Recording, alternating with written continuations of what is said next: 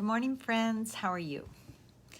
The last couple of days, I've been receiving a lot of phone calls, which have concerned me because I'm hearing a lot of distress and stress in caregivers' voices, which is understandable.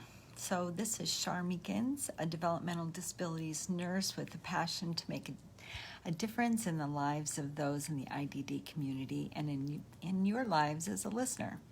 So I came across an article that titled, let me look at this, Caregiver Stress in the Time of the COVID-19. And I just think we place a lot of expectations on ourselves, and we think that we shouldn't be struggling, and we take on extra shifts, and we're not taking care of ourselves.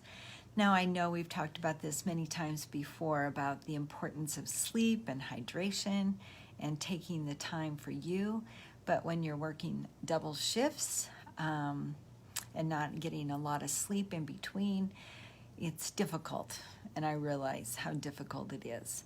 So I'm just coming on to remind you to pace yourself, and if you know you have a double shift, then whenever you offer fluids to those that you support, take a minute to offer fluids to yourself.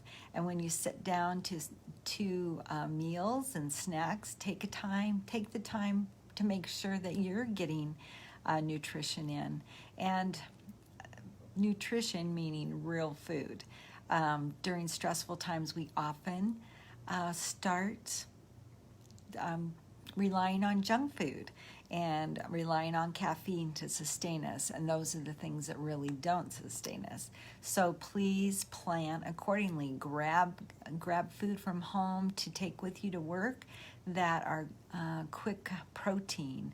I was even looking at this store yesterday, and there was these little individual nut. Oh, what would you call them?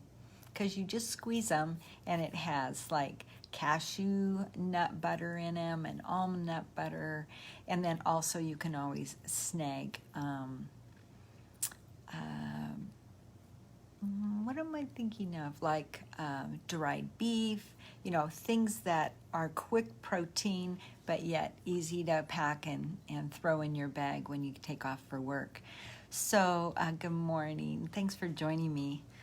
So anyway, just be kind to yourself. Be good to yourself during this stressful time, because all of us have different levels of stress. We have different levels of how we deal with stress.